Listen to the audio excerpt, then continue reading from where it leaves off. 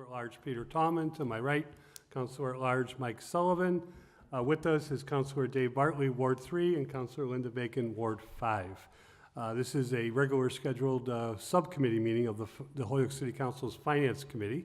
We have a good agenda ahead of us, but I'd just like to let everyone know who has been at these meetings and in these chambers before, you may be hearing your voices a little bit different because Holyoke Media has implemented a new system of our audio video broadcast, and we are slowly going to be adjusting and maybe adjusting throughout the evening tonight. That's both for members in the audience and also for our listening audience at home. At the request of room 1, we're going to blame him, so the other people in the room will know where this is coming from. The chair will entertain a motion to take items 5 and 6 out of order. Take items 5 and 6 out of order. All those in favor? Any opposed? So moved. Item 5 is an appropriation introduced under my name from the mayor, a transfer of $2,650 from the head clerk to the director of the conservation departments. Item number 6 is a copy of the memorandum of agreement with the Professional Supervisors Association, which has been recognized by many people as a collective bargaining unit, including most mayors, not all city councilors, but we have honored their work, and I think in the past, we've honored their work so much in the area of increased salary increases that we have also recognized them as collective bargaining unit. So with that in mind, the chair would probably ask the mayor, Alex, if you want to just give us a quick run of what this represents. If you want to come in, or if you want the mic, it's fine. These are, I don't know about that mic, if it's, yeah.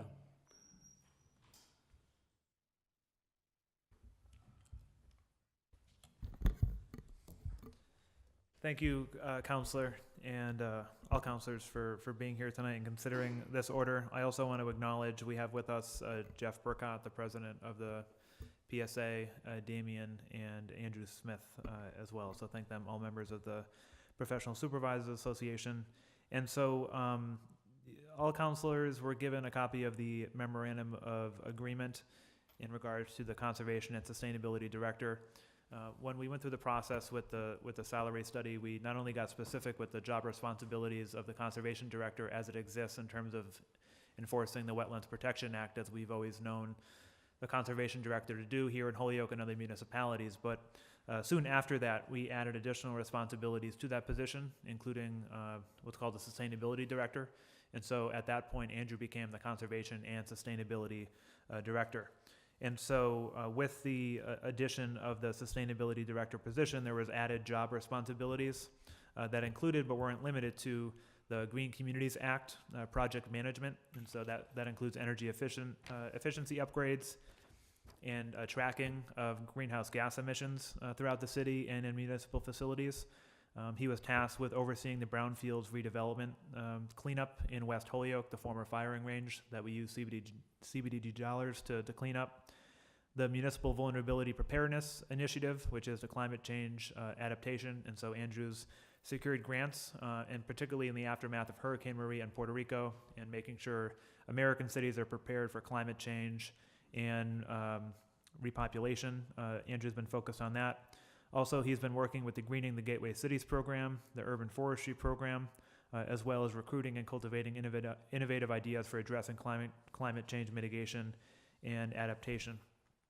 Just to give you a sense, as the city's Conservation and Sustainability Director, he successfully brought in many grants for the city. So for example, $115,000 for lighting upgrades, netting thousands of dollars in savings via the Green Communities Program, $14,000 grant for building energy efficiency studies at the police headquarters, Fire Station number 3, and Dean Technical High School, which is now Holyoke High South. Another $26,000 grant for a study of municipal vulnerabilities for climate change. Another $150,000 for a study of what we can learn from the migration event that followed Hurricane Maria. And again, the $125,000 in community development block grant funds for the cleanup of Mountain Road firing range. And so tonight before you is a transfer to bring him up to bring him up to a salary of $62,041, which is in line with the responsibilities of other members of the Professional Supervisors Association. It's a modest increase, but I think it's an increase he deserves, given the grants that I had mentioned, and also the added responsibilities of not only being Conservation Director, but now being tasked with overseeing the city's strategy for climate change, greenhouse gas emissions, and going after sustainability-related grants, both here in the state and also nationally. Mayor, the money is coming from the head clerk's line item. Yep. Is there a surplus of funds in there, and could you tell us why? Yep, so there's a vacant position now in the auditor's office, a clerk position that's been empty for a few months following the retirement of an employee there, and it's not filled at the moment. So and we don't anticipate it being filled in the very near future. Although I know the auditor does want to advertise for that position, but after a conversation, we looked, given that the delta was only a little bit over a couple of grand, that we would be able to hire someone while also being able to make this transfer happen. Okay. And Jeff, you're the president these days? Could you, I'm sorry, if you don't mind coming forward wherever you're comfortable. And Damien and Andreen, you're both welcome. We're just,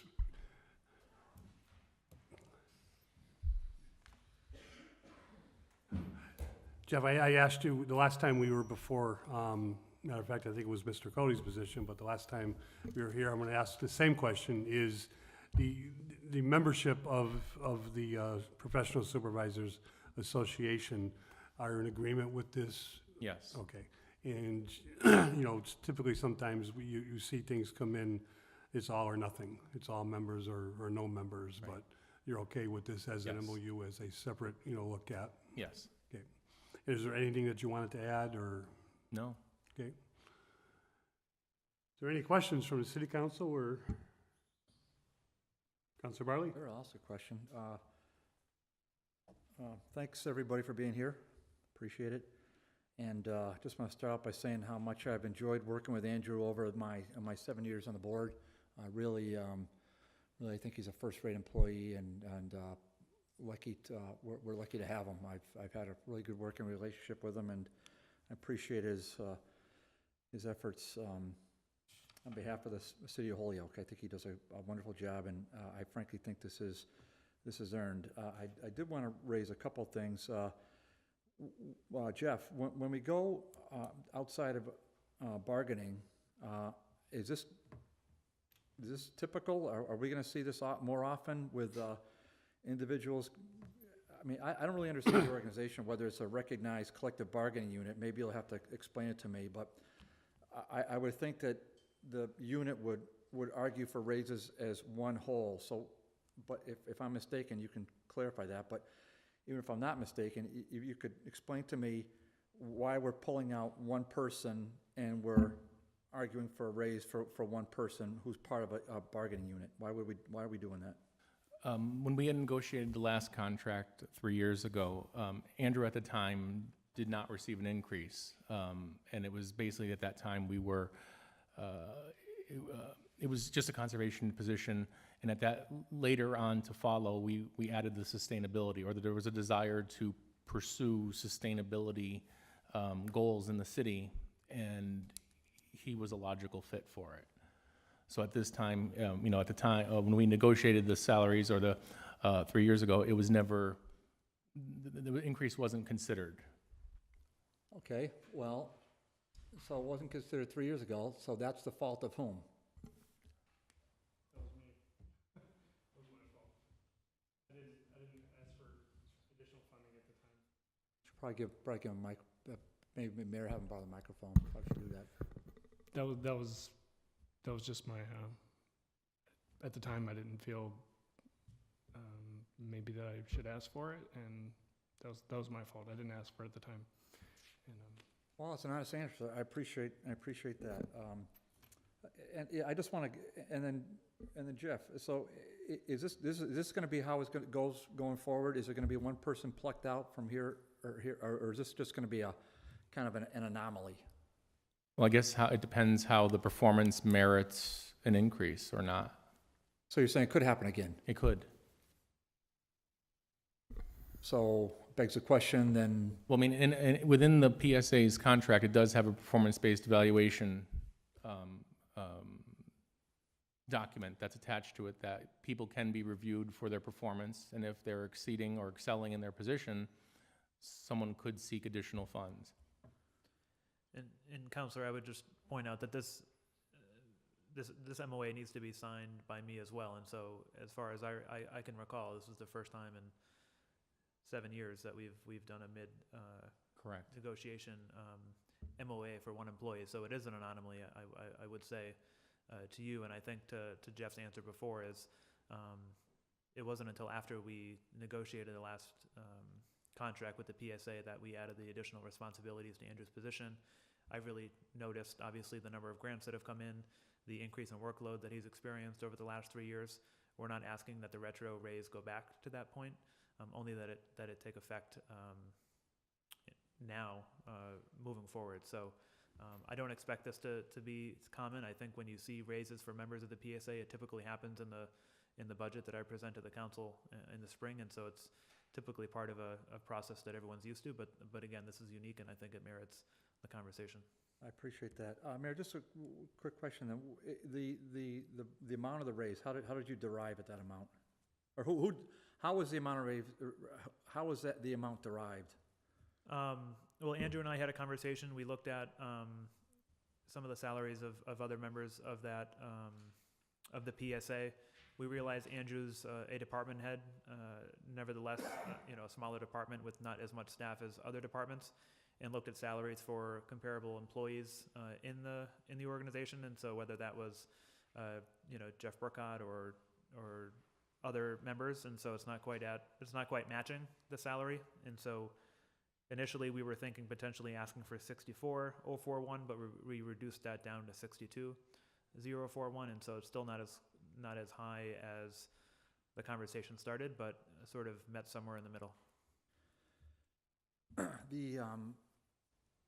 The source of the salary raise, why the was there an alternative as opposed to the auditor's office? I'm sure there was. We were just looking for work with the auditor's office. I mean, oftentimes the auditor is tasked with looking into where there's surplus funds or in personnel line items, and that was the most obvious one, given that the position had been vacant for months. And given that this was a small amount of money, it just seemed like the most logical choice for the transfer. Does the auditor get a vote in that? Absolutely. The department has to be on board and sign that. I mean, I don't call department heads and tell them they have to do this. It's a conversation. We work as a team. Just in terms of Andrew, because I don't really know how this works, so I'm asking you a question. Who is his supervisor? I would say the combination of the Conservation Commission and the mayor. Okay, so it would be you then, because I mean I guess the commission doesn't, they don't supervise them daily. I mean Not day to day. No. So you'd be the supervisor. Yes.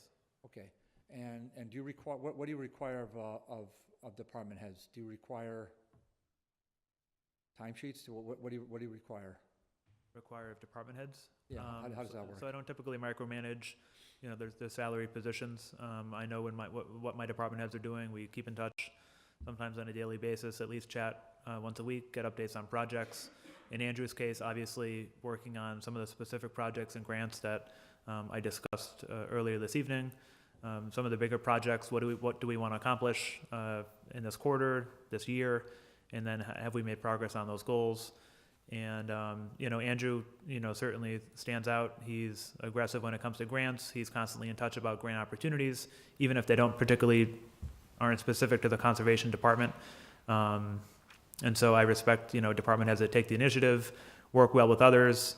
Andrew's one to want to work with planning and development often. How do we leverage what we're doing in conservation and sustainability to benefit the city as a whole? And so as supervisor, I obviously can notice those department heads, those employees who go above and beyond, who do the work because they love the work, that it's really not about the money. But I think in this case, it's important to make sure we show our recognition to those employees and that they're paid what they're worth, comparable to other employees in the city and other conservation departments in other communities. Yeah, I indicated that right in my opening remarks. So, I really wouldn't consider a timesheet micromanaging. I would consider that a basic internal control. When we come to the second agenda item here, I'm going to ask the auditor what she's doing to establish internal controls with the city. I would suggest to you that if I ask the auditor or anybody in that business whether a timesheet is micromanaging, I'm going to say that more likely than not, they won't say that's micromanaging. They say that's basic management. So if somebody's on if somebody's managed by your office, I don't know if I don't remember if there's a timesheet issue in this audit report, but there ought to be something signed by staff. There is, yeah. Okay, so including department heads. I mean, I imagine. Yeah, I mean, every time they want to request an hour off, they have to fill out a form. I have to sign it, approve it.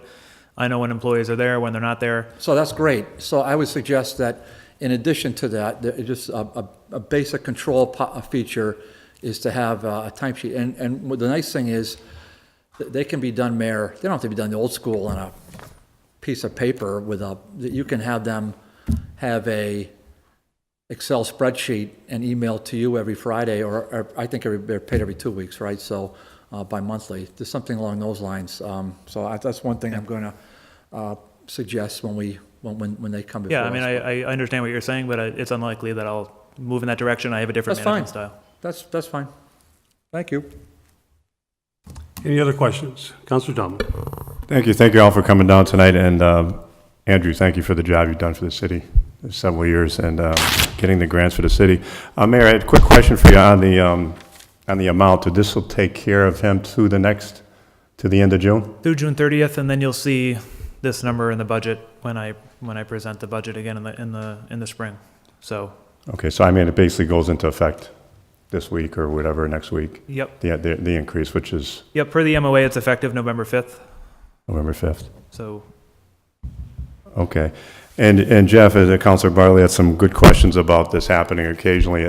Is it possible that within the next year or so we could, I mean, just to keep us informed, that could be another employee coming up for such a transfer like this, or a new position, There could. hard to tell? Sure, it's hard to tell. And how many total employees do you have in your union or your association? I think it's around 20 currently occupied seats and maybe a few vacant positions right now. Right. And you stated before, it was a few years ago, you had the agreement or contract? Yeah, it's every 3 years typically. And it was for most of the employees? Yes. Okay. Thank you. Counselor Sullivan. Yeah, thanks. Mayor, could you tell me, you mentioned a comparison with other cities, were there some numbers, what this position pays in Chicopee, West Springfield, any similar sized communities? I don't have those numbers in front of me. From the cursory review I did, I believe Andrew was making less than most surrounding communities when it came to conservation directors. When you look at the salary study that was conducted 4 years ago or so, the salary range was, the minimum was 59 or about 60,000, and then the max was around 70,000. So, putting this at 62 is still, I think, on the low end of the range. And that study actually took into account similar sized communities, conservation directors in particular. So I still think Andrew's on the low side, and it certainly falls within the range of surrounding communities. Oh, I do too. I just wanted to get that out on record. Yeah. Yep. Counselor Bacon. I just have one question. Can we get a list of the members of the union?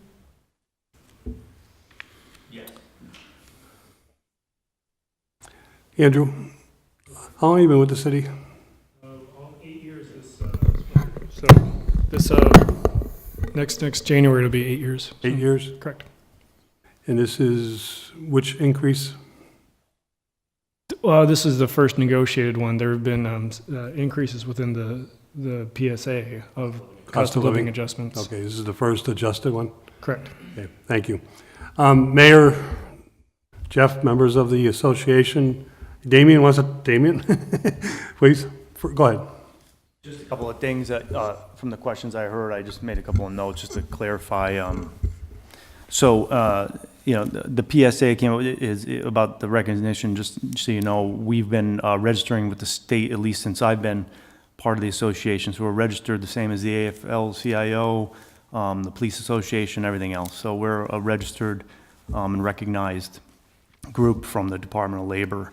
Now, this, because it's come up a few times, when a position changes, this isn't, we're not going to do it across the board, because this is only about one position where the job duties have changed. It's not changing our body as a whole. So if there's, if the city came to us and said, let's do this one thing that's going to affect everybody, that's when we would change it collectively as a group. But this is just an MOA because one position is being asked to do more work, have more education, something to that effect. So in this case, the conservation director is being asked to be not just what he has been, which is the conservation director, but also the sustainability director. So, and that's a relatively new thing.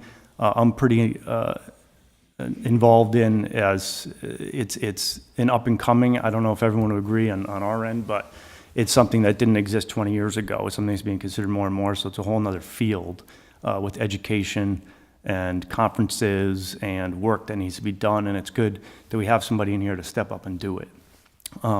It could have been a different person or a different position altogether from a part-time position, but Andrew's taking care of it, and so that's why it's an ask for a change to his position. The range, he's still going to be within the range and just above the mid, which I think the mayor alluded to, and that's on the salary study based on conservation director alone. So being here 8 years, I would strongly think he should be at the middle of that range anyhow, just as the conservation director. But if they were to do that study again and evaluate that range against somebody that does the dual role, I'm sure that range would have gone up more. But we're not going to do the study again. So just to put things into perspective there. I think that pretty much covers everything. I just wanted to point those things out based on the questions there. Thank you. And I'm the one that keeps raising up the collective bargaining recognition. And that's only because I'm getting old, Damien. And this association was put together when Phil Chesky was head of our Parks and Rec department. And it was to give a collective voice to a group of people who were not getting raises for years and years and years. A group of people that are very important to the fabric of our government. And that association was recognized with its first MOU, I believe by Mayor Dunn.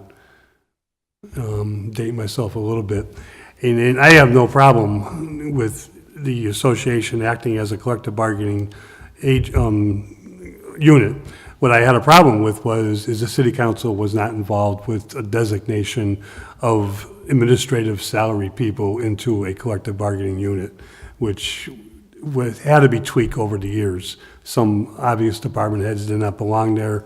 Some didn't want to be there, and it evolved, and I'm sure Jeff can even tell more of that history. But I think, as I said this evening, I think my bringing that up every time we get one of these MOUs in front of us is over with, because everyone that's come in front of us, we voted for because they're with good reason and good support. I commend the mayor, I commend the association.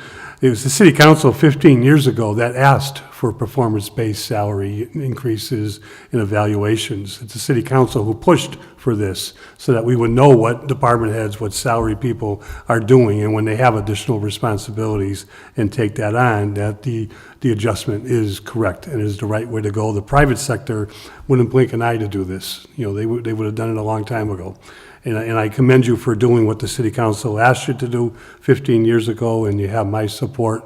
And if there isn't any other questions, the chair will entertain a motion. Motion to approve the appropriation by transfer and Motion made second to approve and recommend the adoption of the transfer for the purpose of recognizing the MOU for the conservation director. All those in favor? Aye. Any opposed? So moved. On item number 6, I suggest we just table it for the archives so that we keep a copy of it for future reference. Motion to table item number 6, memorandum of For agreement. the archives. All those in favor? Aye. Any opposed? So moved. Gentlemen, thank you. Mayor, are you hanging around? Mayor, are you hanging around? I know our retirement director is going to kill me, but can you just quickly update us on our capital budget? What's new, what's old, what's happening, what's not happening? I apologize to the committee, but I could see him walking out the door, and I wasn't going to let him go, Cheryl. It's item number 3. All those in favor? Aye. Any opposed? So moved. The mayor and the city auditor work with the various departments to, thus impacted to provide a capital budget to the city council for fiscal year 20 and the subsequent years to follow, and to not have a capital budget not to have a capital budget is short-sighted and ultimately very costly to the taxpayers. The maker of this order was Councilor Bartley, who was with us. It was received by the city council on November 7th and placed on the item for discussion this evening. Capital outlay budget. Yeah, so every year that we give department heads the actual general fund budget forms, they also get a capital budget form. So it's not as if we don't have a capital budget. We know what our needs are. We have department heads fill out the form every year. Mind you, I don't think collectively we've done a great job of funding the capital budget other than doing it piecemeal over time. But every year department heads are given the capital request form. They fill it out. So we always have a sense of what the capital liability is if we were to fund it. We also, over the last year and a half or so, through the program that the Lieutenant Governor had over, the Community Compact Program, I couldn't think of the name, the Community Compact Program, we got grant funds to do a capital planning with the city. And so we've been working on a much more detailed capital plan, and that was also coupled with financial projections over the next 5 or 10 years. And so I believe the capital planning process should be wrapping up, but it was basically compiling the capital needs that our departments have put together, including police and fire, DPW, and putting that into, and then comparing that to the financial health of the city and looking at a realistic timetable as to which ones are priorities and which ones we can invest in 5 years out, so on and so forth. But a lot of the capital projects, as you know, are done based on availability of grant funds, municipal bonds here and there, you know, whether it's police cars we come to the council for, fire trucks. We did a decent bond for DPW a few years ago, or a couple of years ago. And so we have it, we have the information, we have the data, but again, it's about coming up with a plan to fund it. You know, we had over the years presented a policy regarding stabilization to potentially use any interest gained on stabilization every year to go towards implementing some of the capital budget.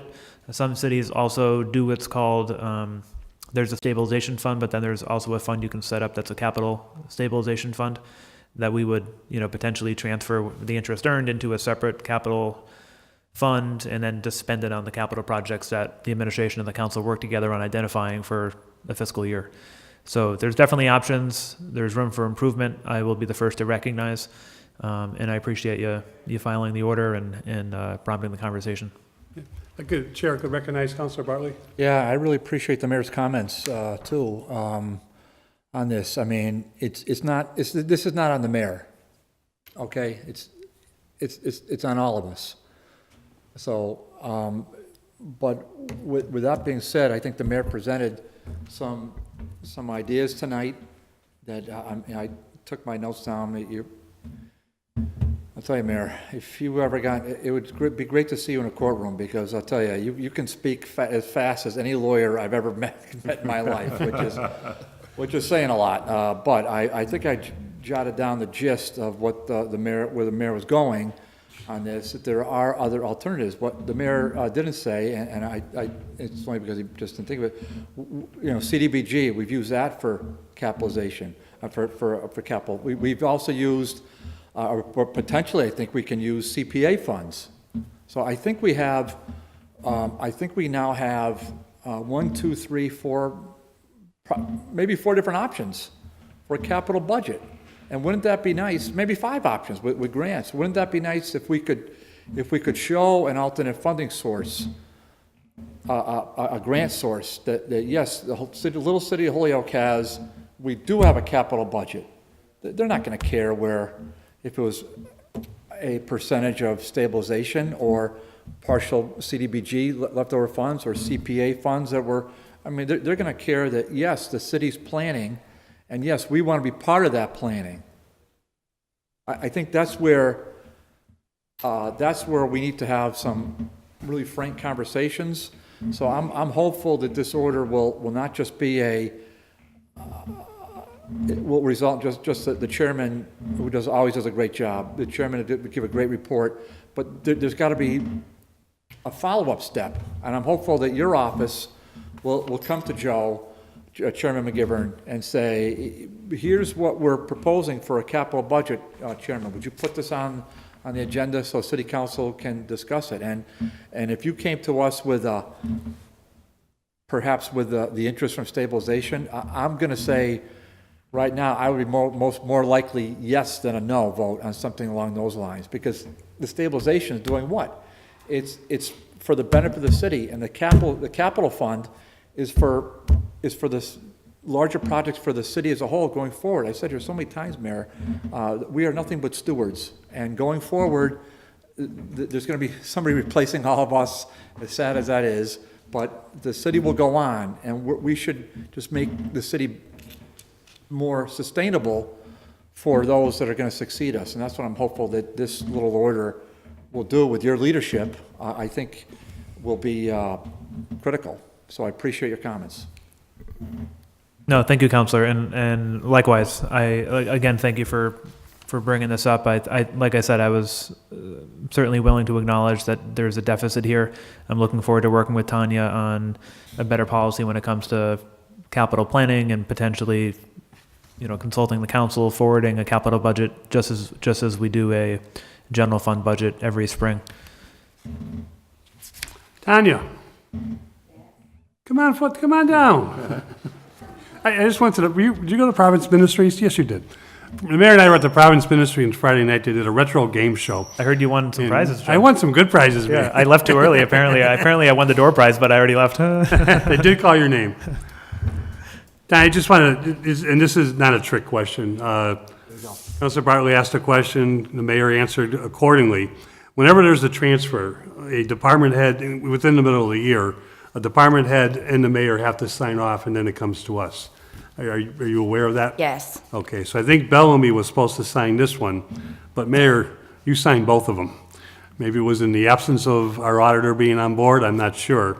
I have But- to say, he asked us to sign it. I believe you did. Okay, so I think That you're was familiar my with this error. position. This position is not filled. There's a surplus of money because it hasn't been filled for some time.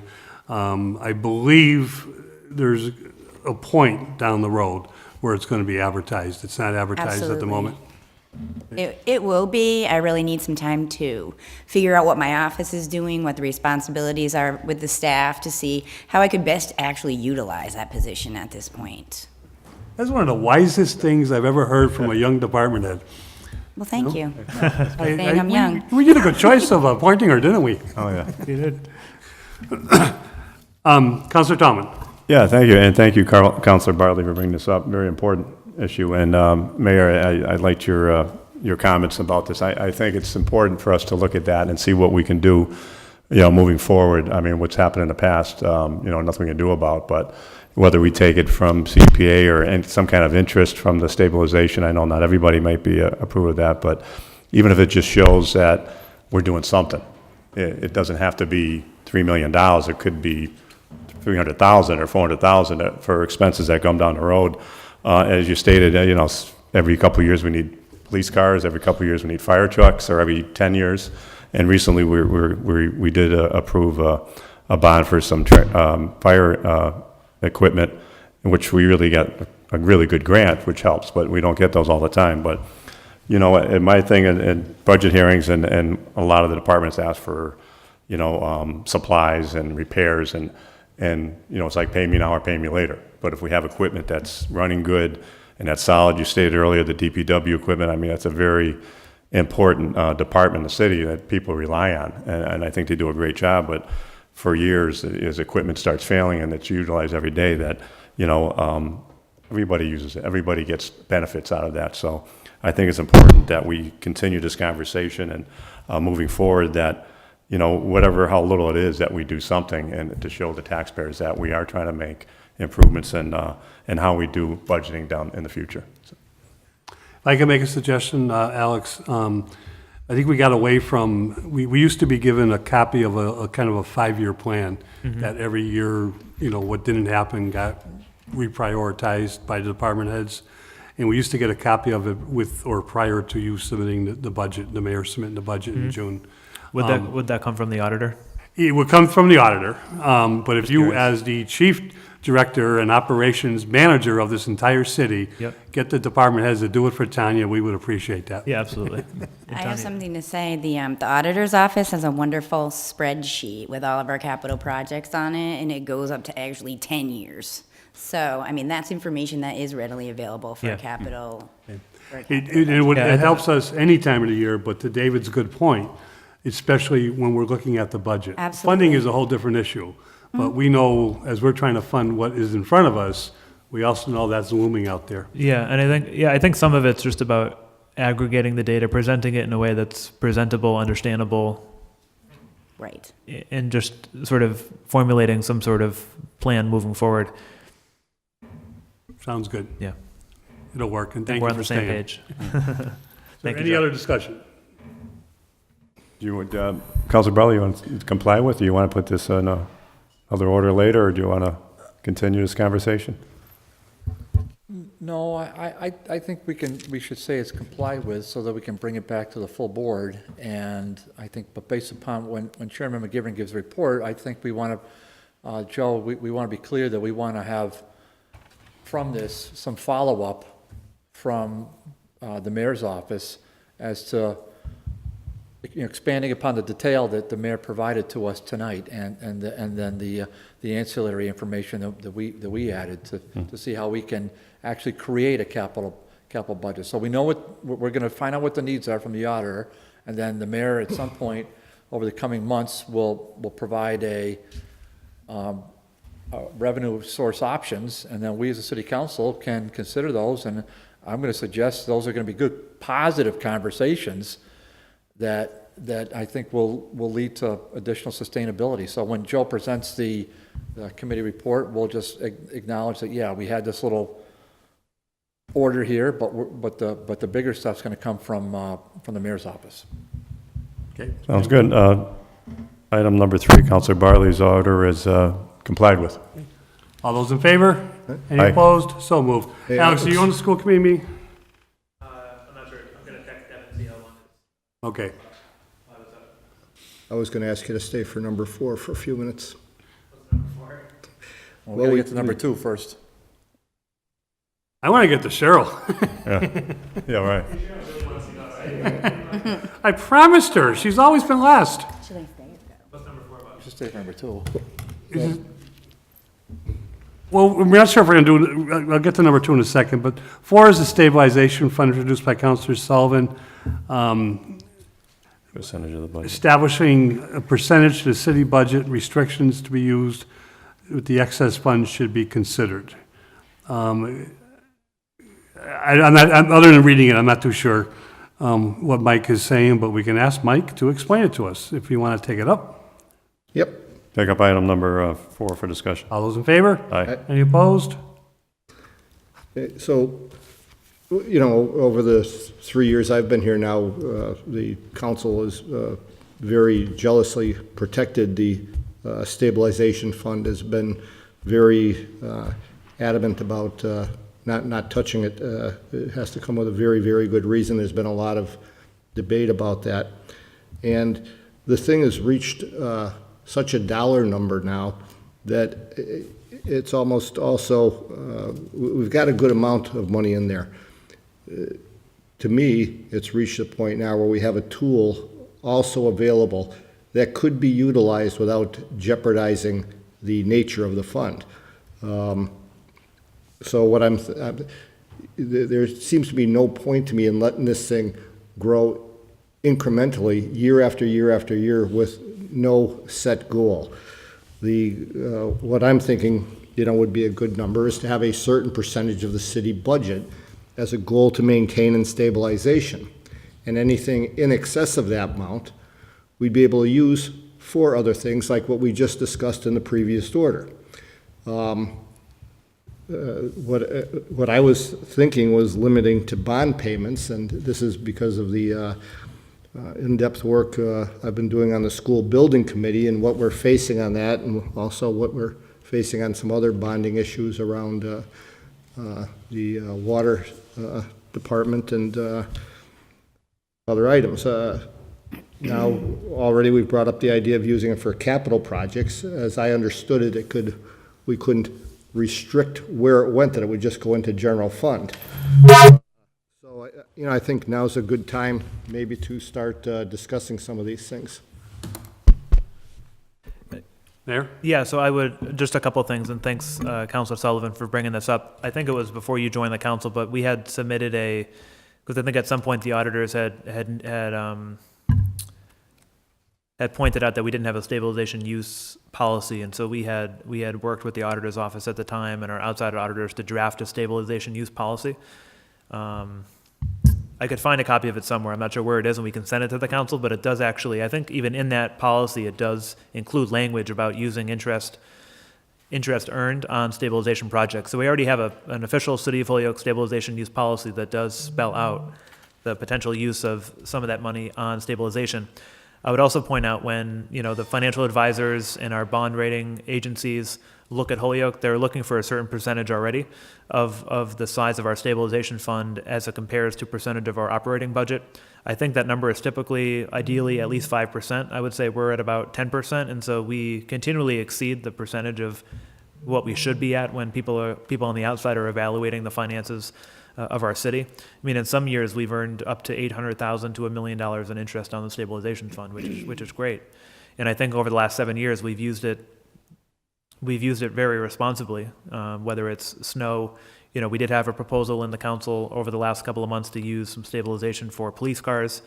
While it didn't pass, I thought it was an appropriate source because it was a capital project and something needed by the police department. So I think the framework is there within the policy we have. We can certainly amend it and get input from the council in terms of a more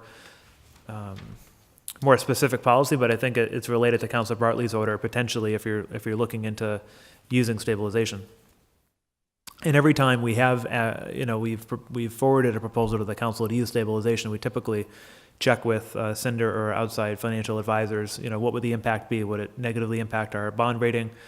And if the answer is yes, then we won't put that proposal forward. But whether it's snow removal or purchasing capital equipment or whatnot for the city, it typically has no negative effect on our overall bond rating. We've actually seen increases over the last 7 years.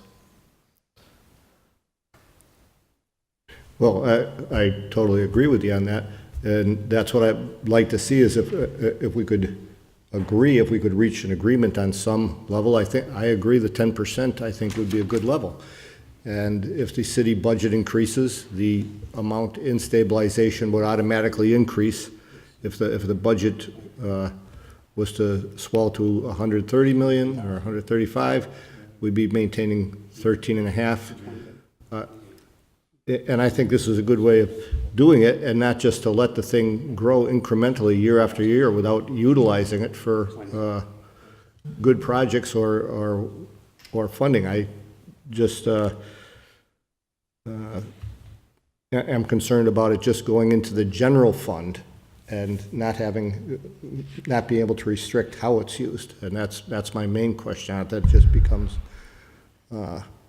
part of everything else that goes on in the general budget, and also that we're not able to predict from year to year exactly how well we're going to do, what that number's going to be in what we call interest. Yeah, and as I mentioned before, I mean, Tanya and I can do a little bit more research. We have been presented with the concept of there's a stabilization just for capital projects. It's a separate stabilization.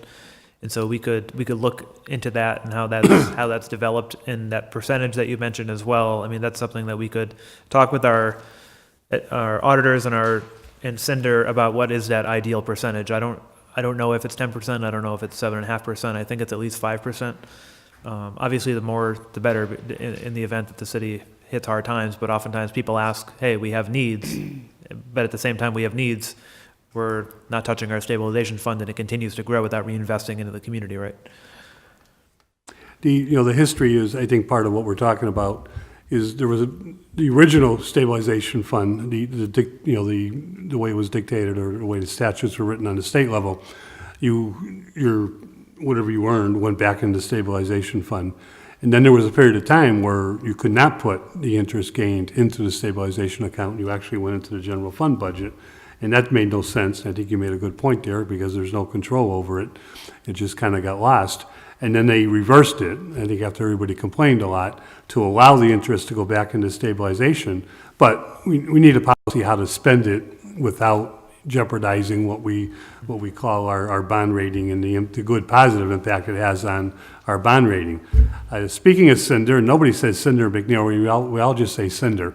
Our financial advisor for some 35 years will be here next Wednesday night. It is a commitment, it's been made. We're going to be starting a little bit early because she's coming from the Boston area, about 5:30, and where it's going to be, the theme of the evening is going to be the middle school funding projects, and to discuss that in the best detail we can.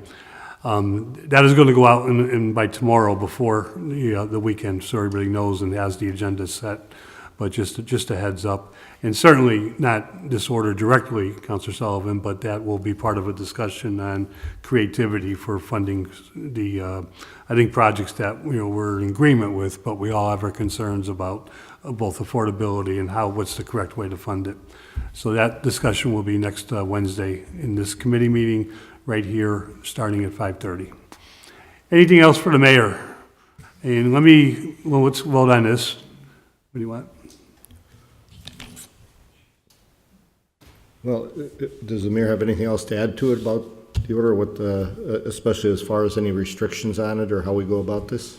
Well, no, so I agree. We should, just like Councilor Bartley's order, we should have some follow-ups in terms of stabilization use policy. I mean, any money, if we create a policy that we're using the interest, or we create a separate stabilization for capital, I would agree that the council would vote on what those projects are, so that no mayor is just unilaterally choosing how we use that money to spend on certain projects. So, and that could be structured through legislation through the council. But let's explore the options first. I'll work with Tanya in terms of what folks recommend, and because I felt we've explored these things in the past. We have some on paper, but we could certainly make it a more formal process.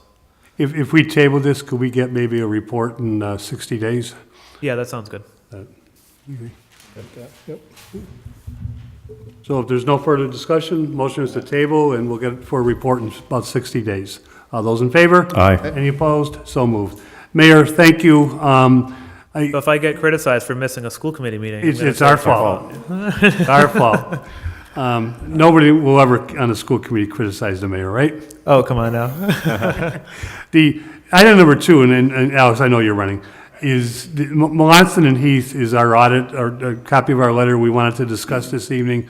We're going to have a preliminary discussion with our new auditor, and entertain some questions about the report itself. Unfortunately, representatives from Melanson and Heath cannot be here this evening, so I think we're going to follow this up, David, at a future meeting. So with that in mind, I'd like to keep the Director of Retirement, who's been very patiently smiling at her good friend out there, Cheryl Dugway, could come forward for item number 1. Motion to take up item number 1 for Those discussion. in favor? Aye. Any opposed? And Tanya, you're on the retirement board, so you're going to give good support to Cheryl here, right? Absolutely. She gave me a nice binder for our meeting tomorrow. I'm very excited. Organized, yeah. You'll be in good company, and it'll be a good experience. And I have no doubt you'll enjoy that part of your new career. The order is introduced under my name that the City Council adopt provisions of Section 63, 64, and 65 of Chapter 139, the Acts of 2012, which allows retirement systems to increase the minimum benefit of Section 101 survivors from $6,000 or $9,000 to $12,000.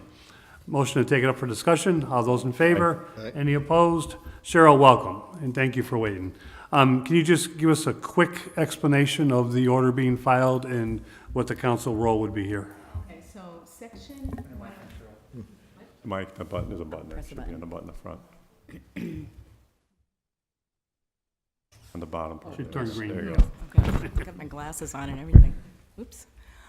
So section 101 is a survivor benefit for accidental disability retirees who retired prior to 1996 and who died from a non-disability related injury.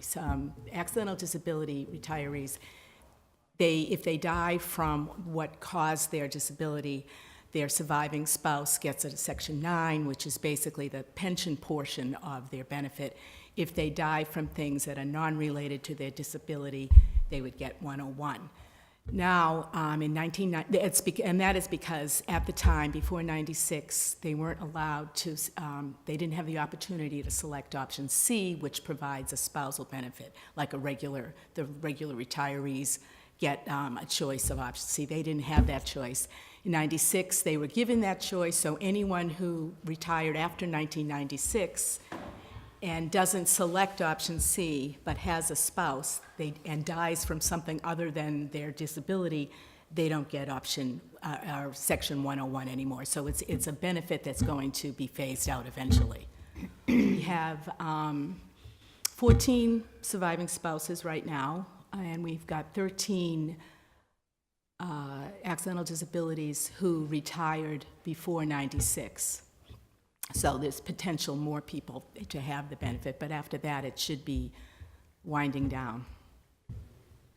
And so in 2000, it's been $6,000 since 1995, when the legislature said that the retirement boards could raise it to $9,000 in 2010 and $12,000 in 2012. We didn't act on that then, because we were coming out of the financial crisis of 2008, and it just wasn't prudent to be expanding a benefit when you're in, when you're trying to dig yourself out of a hole. So we are in better shape now and think that this would be something that should happen. Thank you. Counselor Sullivan? Yeah. If we adopted this, what would be the total cost to the city? Okay, so it will be probably, it's about $3,500 a month, $42,000 a year. And the actuaries did come up with an overall increase in the unfunded liability of about $350,000. But that it would go into let's see, supposedly it was going to increase the 2020 appropriation, but when this estimate was done, when I sent the letter to the city council, it was before we had picked our 2020 funding schedule. It wasn't finalized, so this never got into it. So it won't go in until our next valuation, which would be in 2020, because we've got our funding schedule has been set now for the next 2 years. So 2021. So is it 42,000 a year or It probably, 350,000? I would say, yes, we are going to spend $42,000 more out of our fund, yes, but it's the city's appropriation is not changing for the next 2 years because of this. Okay. Most of the 14 surviving spouses we have, there's 6 of them that are just about at $12,000 anyway, so it's not going to give them much of a bump. But the newer ones, the ones that have just recently come on, it will help them. Cheryl, will the city appropriation change because of this in future years? No. And the retirement board voted in favor of this? Yes. Any other questions? Councilor Tomlin? Yeah, thanks, Cheryl, for coming down and explaining this to us. So in other words, the 14, about 8 of them are getting an increase. Right. Okay, and then you stated the other ones are 13 that have... There's 13 retirees now that retired before. So I would say there's probably a handful of them that are, most of them are in their 70s and 80s, and some of them are widowers, and some of them are divorced, but, so I doubt we're going to have 13 new Okay. 101. 101s, okay. And you stated that after a number of years, this is sort of basically going to phase out. Yeah. Because it's the way that after this, it's done, okay. And I was just trying to understand the order, 6,000 or 9, so some people are getting the 9,000 now? Not in our, well, if they're getting 9,000 for us, it's because of cost of living increases. Okay. In 2010, it was raised, the base was raised to 9, if you Right. want it. If you want it. We didn't do it. You didn't do it, right. And then in 2012, they said that you can go up to 12,000, so we're skipping over the 9. And there's a lot of people that are already over the 9, so Over we the 9. just felt that the 12 would The 12 would be good. Okay. Thank you. Counselor Bartley? Yeah, sure. My first question is, why do you need a city council vote on this? that's the way the Wow. law is written. Okay, so chapter 32? Yep. Okay, so, Well, it's actually chapter 139 of 139. the Acts of okay, But it applies to section 101 of chapter 32. right, so, yes, okay, so is chapter 32 is in the general law, the chapter 39, or just the act, the acts of 2012, okay, so it's chapter 32. You mentioned the unfunded liability. There is a cost to it. According to the actuaries, their estimate of the cost is $350,000. That goes into it goes into the cost of the system, and so if we have the same amount of assets, it's obviously, the unfunded liability goes up too. Right, I heard that, so now, so I'm asking you, what is Holyoke's status right now? I don't really know how to describe it as far as in terms of unfunded liability. Okay, Where are we with that? And We had a valuation just done, and we were quite pleased. We had ended up with a $16 million actuarial gain. Most of it was from investment income, but we were able to lower the assumed rate of return from 7 5/8 to 7.5, and you think, well, only 1/8 of a point is not so big, but it cost us about $1.5 million to do that, but we had this little cushion. So we've become more conservative. We did not have to extend the schedule, and we were able to keep the city's appropriation the same. It's been the same for the last 3 years, and it's going to be the same for the next 2 years. It's very unusual, and PERAC wasn't happy with us, but they allowed us to do that. And the funding level now, it went from 62% to 68%. So that's pretty good in 2 years. okay, so we have it funded up to 68%, so that means we have an unfunded liability of 32%? Did I understand that right? I guess that would be correct. So, well, is that correct or not? Yeah. Okay, all right. And so, why don't you explain to me where that puts Holyoke in terms of municipalities? So we have an unfunded pension liability of 32%, and at some point I'm going to ask you to translate that into a dollar figure. But where does Holyoke fit in with other municipalities? We're probably middle of the road. We're better than some. There are a few systems that are fully funded, or close to it, but there's also a lot of systems that are well below 50%. So I don't know. I actually don't know where we are. I'm assuming we're at the. I mean, if I knew that you wanted this, I could have found. I can send it to you. I can find out, but I don't have it off the top of my head. That's all right. You can send it to us. We're not. We're patient. I'm patient. The 32% represents how much?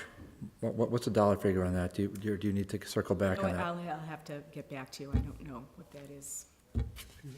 Okay. It's like 130 million. So if, I mean, as a percentage, this is really next to nothing. This cost? This cost Yes. is virtually nothing as a percentage. So you got to pull that mic closer to you, Cheryl. Oh, That's sorry, just- yes. People are hanging on every word you say. That's why I want you to know that. So there's $350,000, but it's a percentage of the unfunded pension liability of about $130 million.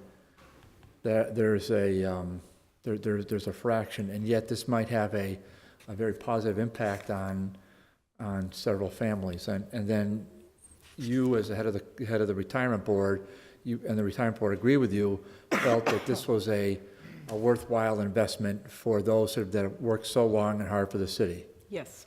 Right, see how you put the politics into it and you spin it? See how you do that, Cheryl? Very good. Right, I think the vote was gonna go the way it was gonna go anyhow, but we can't, while we put a smiley face on this, we have to realize that $130 million is a very real number. And at some point, that's gotta be figured out. And at some point, what are the board members, are they called directors or commissioners? Board members? Board members, Board okay, members, yeah. board members. At some point, are the board members are they tackling this? Are they, what? We have, actually. And It sounds like it did, so you went from we 62 to have. 68. Absolutely. And are We were there, very pleased with the, from 2 years, having a 16, see, the thing is, with you get your gains, we had $16 million, but we don't take it all at once.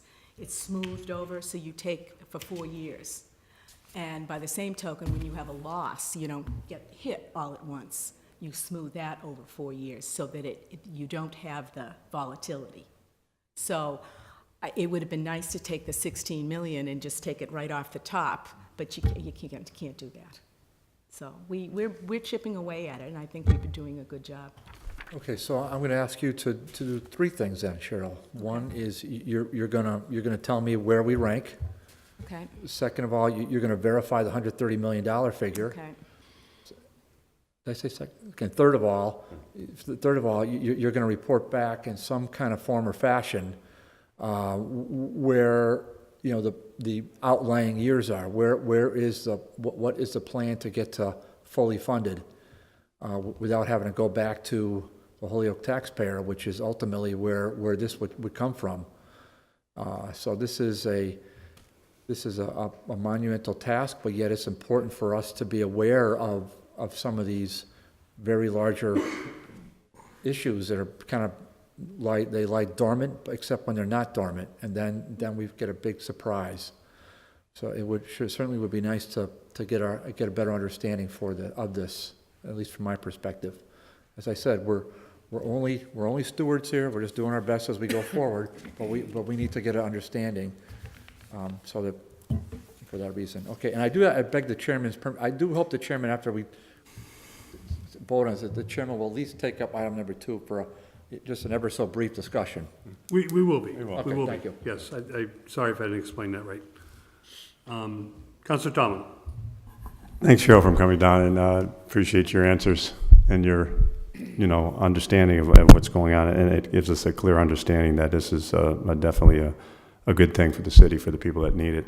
And just to follow up a little bit on Councilor Barley, and we spoke before about the unfunded liability and pensions and everything, but basically, years ago, right, people weren't really putting into the pension fund, and those people were collecting over the years, and that's how basically we're in the hole, or we're not totally funded, because people weren't putting in the money. Then as they retired, starting collecting, even if it's a small amount, Sure. over the years, and with the lifespan Well, part of it. Not being funded for 50 years, plus 2008 really kind of wiped us out. That was a major Big year, big hit. downturn. And that wasn't just us, a lot of communities. That was across the board. Across the board. So that took us a while to get out of that hole. Anytime you enhance a benefit, I mean, this benefit isn't too expensive, but there have been years that, the early retirement, anytime you do anything that's outside the box, it costs a lot of money. I mean, if you look at the funding schedule, we look at it's the 17 million too that we have to put in, or you have to put in. That's it, yeah. It's split up between city, the water department, the housing authority, and the gas and Gas and electric. And we have it, when we get the allocation from PERAC, it's split out to say, all right, this is what the appropriation for the city is, plus $415,000 for the early retirement back in 2003. We're still paying for that. That's what I was just going to try to bring up. And Yeah, so that then is- this is your total. So stuff like that is part of the issue. I didn't realize it was that long ago. I didn't know, I think there might be some. 2003, believe it or not. I think there might be something in the jacket, but I mean, that's something that somebody had spoke to me about again, and there definitely is a cost for an early retirement, because you're paying the people before they, Yep. it could be 3 or 4 years, 5 years that you're paying them. And then if you do hire people back, you're really losing But you know, it's, we haven't, actually, our active employees are a little lower than normal, or the trend Trend has is been going down. Yeah, I Right. remember years ago, we had maybe 1,400 active employees, and we have about 1,100 now, so that's big. So Right. that changes Changes things, yeah. Yep. We have more retirees. We But- probably have almost maybe 100 more retirees than we did when I first started.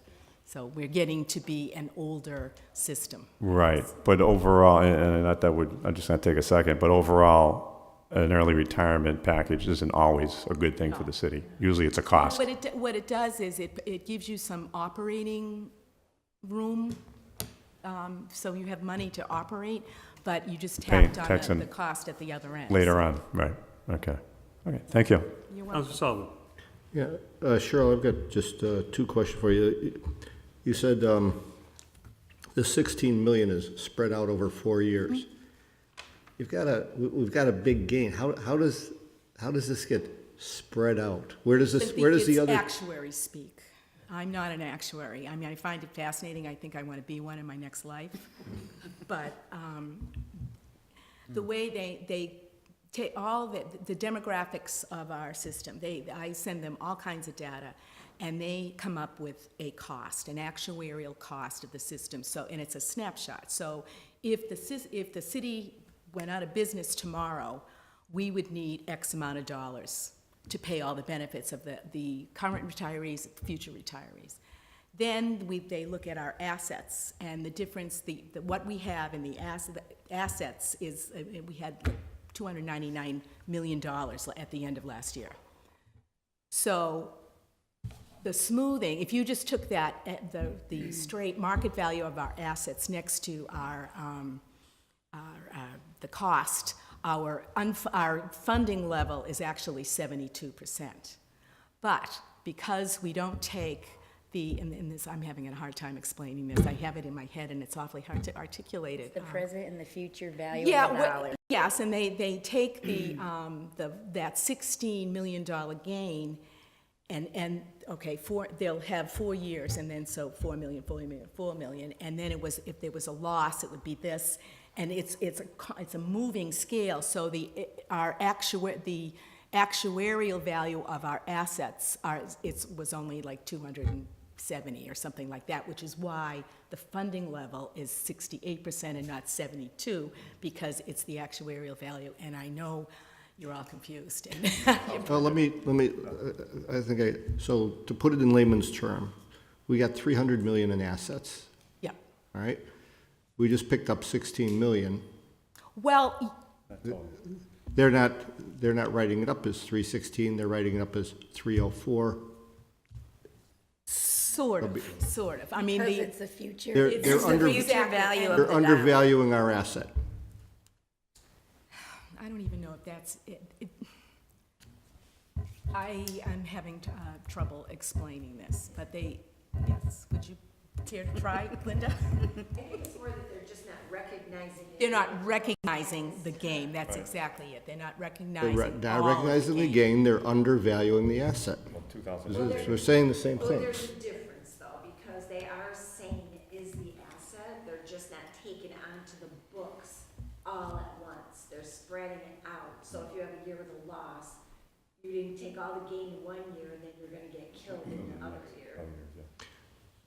Okay, but we haven't had a loss since 2008. We haven't had a Well, loss no, in 8 years. you have. Anytime that we don't make our benchmark, which is 7.5 now, 2011, I think we came in 0. I mean, so that's a loss. That's like having a loss of 7.5%. This year is not going to be good. I don't think we're going to make it. We were ahead of the game, and then October happened, and now we're back to square one. So, yeah, we won't have to take that loss. I mean, it won't be 32% like it was in 2008. I mean, that was a crisis. This is probably a market correction that's healthy. You need to have those. But, so that's the other reason why you do the smoothing, so you don't have to take the whole thing. Okay, so that would just be my final question, is that we got a little market correction, that's one thing. Is there anything we are doing or could be doing to protect ourselves against another 2008 type event? We have a very diverse portfolio. We have a chief investment officer that we are constantly looking at our investments every month, and we actually we've been doing some rebalancing for that purpose, taking some money out of equities so that we don't get hurt. But I mean, it's hard. No, I appreciate that, but this is something that wasn't going on in 2008. We were just on our merry way. I don't think, there was no place to hide in 2008. There was not one asset class that did well. It used to have the asset allocation theory is that, if you have the diverse portfolio, one asset class does better in this environment, and then this one will go down, and you're supposed to offset. Well, in 2008, they were all going down. Everything was correlated. There was nowhere to hide. I think gold did very well, but. Maybe. We don't have any gold. Yeah. Randy Gold? Cheryl, who is our advisor? Well, we have Raymond DePelto, and then we have Siegel Investments. They do they're not really consulting for us. They do our performance reports, and they give us a bunch of, they have a bigger database so we can tell where we are within the universe of small funds, because we're considered kind of a small fund. Raymond DePelto is a good Hoyoker, I think born or raised in the Flats, former director of the retirement board, long time ago, and has always had the city's best interest at heart. Cheryl, when was the retirement system created? 1937. In 1937, municipalities had the option of allowing their employees to retire for, Right. if they had 20 years, for 20 years. In 1937, anybody who was hired after 1937 had to enter the system. The people that were already working had a choice of staying in the non-contributory system or coming in to the contributory system, and then they would start contributing then.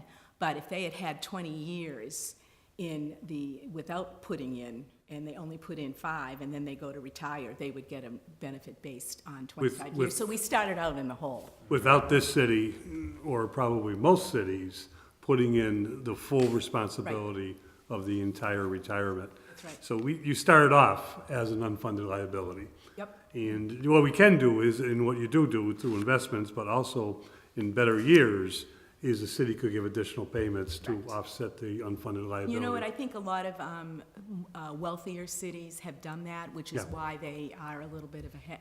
So this might be an item from Councilor Sullivan's suggestion with the stabilization fund to move some of that money over towards the unfunded liability. But I'm not going to speak for him. Yep. Any other questions for our director? Councilor Bacon. I just wanted to comment that if I remember correctly, hasn't our retirement fund outperformed other comparable funds? Yes. Just to touch on Councilor Sullivan's point, I think I remember that from some prior. We have had very good investment history. We have been number 1 in the state a couple times, number 2, number 3. It is. We've done very well. Overall, I think we've been investing in, actually, retirement system couldn't even invest until 1985. So from 1985 until 2017, our annual average return is like 9.5%, which is much better than what we're supposed to get is 7.5%. So over time, we do well. You are always going to have a year or two that you don't meet your benchmark. But I think it's important to know how we compare, though. yes. No, we have. In fact, I'll send you that. I've did a thing with the 2017, the 3-year annual, 5-year, 10-year, and we are right at the top. So I don't know if we can do any better than that, but we'll try.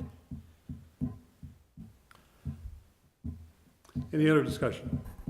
I make a motion that the city council adopt the provisions of section 63, 64, 65 of chapter 139 of Acts of 2012. Second. And that's the 12,000? Okay. Any further discussion? All those in favor? Aye. Any opposed? So moved. Cheryl, Thank thank you. you. Thank you, Cheryl. And, you know, you gave Cheryl moral support, and I know you were on the retirement board, but So now she's she gonna knows run right everything now. Yeah, she's gonna, I'm going. there you go. Thanks, Cheryl. Item number 2. Motion to take up item number 2, It's the communication. communication from Melanson and Heath. It's a 2017 audit management letter. Motion to take it off the table for discussion. All those in favor? Aye. Any opposed? So moved. I believe, and I'm not sure because I didn't print it, and I had asked Ryan to print it. We have a copy here for anybody that wants a copy this evening. You want? Here you go. Okay, you got one? I'll take a hard copy, though. I don't know if we got this full 16-page document, but this is an executive summary, as we all know it to be, and it kind of highlights the annual audit. As we learned last year, you know, this audit is not, I learned a term last year, Tanya, it's not a deep dive into the audit. It's required by state law.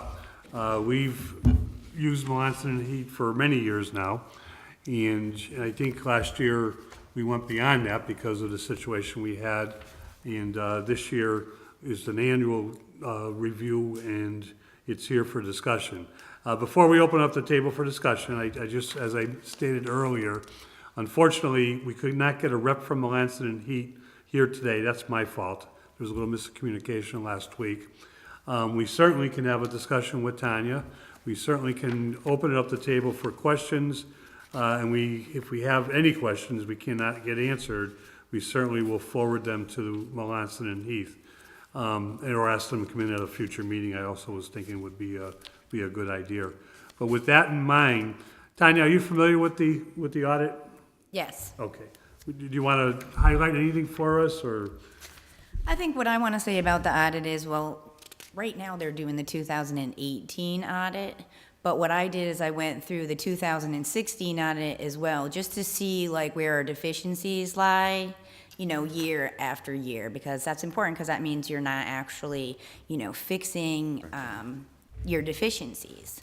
So what I've done with this information from 2017, and I look forward to 2018, is I went through the deficiencies and I contacted the department heads.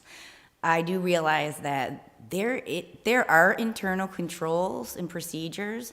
They're not written, they're more desk procedures. I feel like you were talking about, you know, it's not an in-depth audit, because if it was, they would be looking at your standard operating procedures and what you're doing, and all your staff would have to know what your procedures are, who handles what. There has to be a separation of duties, but it's documented. There's forms in place. So those are things I'm learning right now, because of course this is only my first month. And I have reached out to the department heads, and they've all been very helpful. They're all willing to work on these issues. I think it's just, you know, figuring out exactly how to do it. You've had a lot of turnover, so people have come and left, and you don't know what you don't know. And I also spoke to the personnel department. People need to be trained. These are our policies or procedures. Here's our document. So I feel like an audit is a great thing, because it tells you what's working and what's not. So if it's not working, you know, you don't have to reinvent the wheel, but look at what you're doing, see what the auditors say. The auditors are happy to help you, because it makes your job easier. So that's what I feel about, you know, this audit process. Melanson and Heath are great to work with. They answer all my questions. I'm learning a lot about municipal finance. I'm more a federal finance person, so it's a little more stringent in the federal world, I have to say. But we could do better, you know, and I'm gonna work on that. Thank you. You're welcome. Is there any discussion, any questions that we have at the moment? Councilor Bacon? I guess I would just like to understand at the moment what your top 3 priorities are based on what you've been able to call together in your first month. I feel like my top 3 priorities are to increase the communication between purchasing, auditing, the treasurer's office. Like, that should be like a triangle. We should work intermittently. We should know what's going on in each other's departments. If I have a question, I want to be able to, I want an answer. And if it belongs in purchasing, you know, I want to get it from there. If it belongs, but I don't know that everybody knows their full responsibilities. Because like I said, you have fairly new people in a lot of different positions. So if we could just this is my second one, just outline responsibilities, who's handling what, where can I go for this information, if anybody else needs this information, where can they go to? And I just feel like my third, I haven't really come up with a third yet because the first two are pretty big. But just, getting to know everyone and starting to create forms and create training pieces for like the budgetary process. That's one thing we were found, non-compliant with. And that should be an easy thing for us to fix because everybody has their budget. And being able to, I think I have more than 3 now. So am I hearing you say that you're basically finding that the policies and the procedures are there? It's just coming to a common understanding of how to use them and when to communicate them, Absolutely.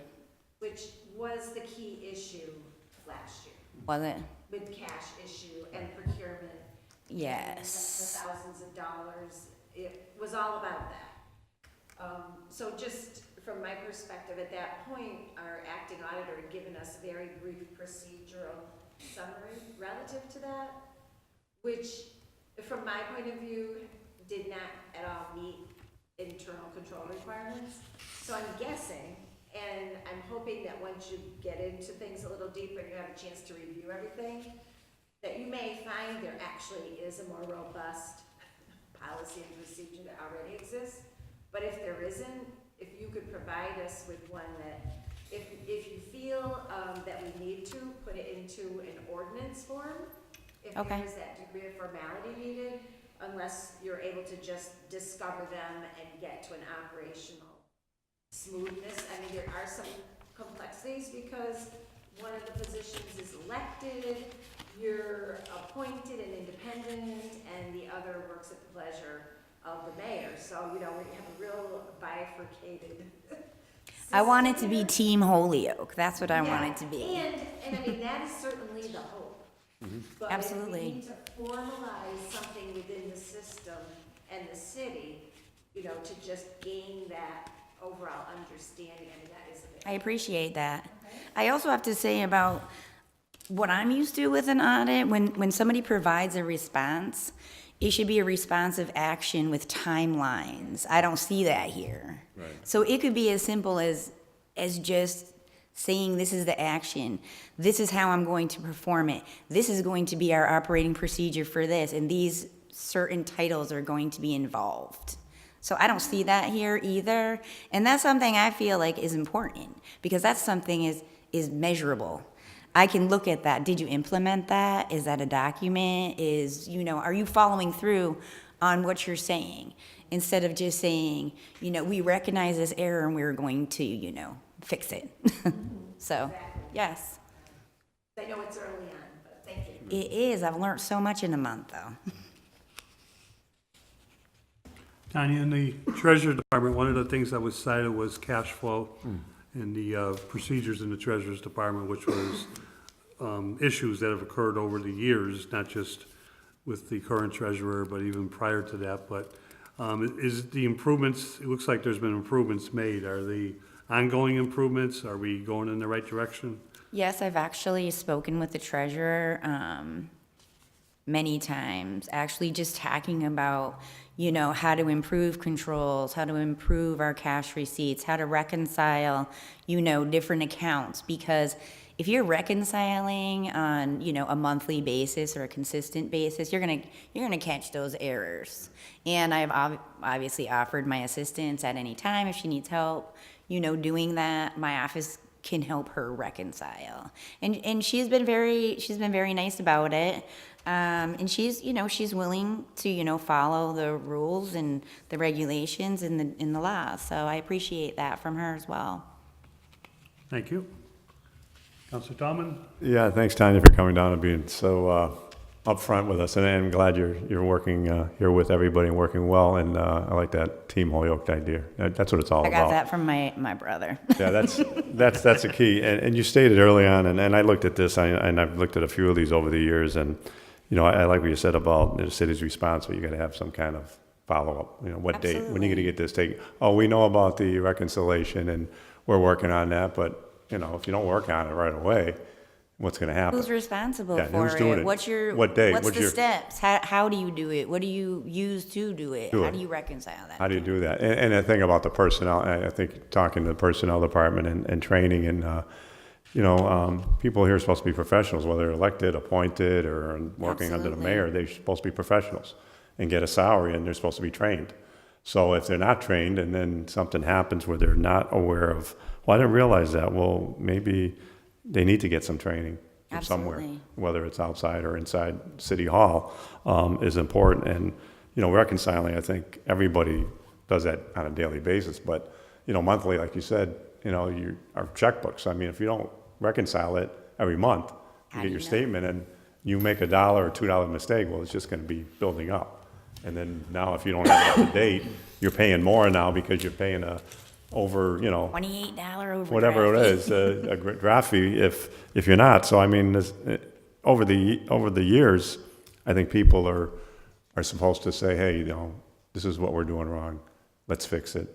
And then you go from there. And then you fix it. You fix it, and then it's there, it's done.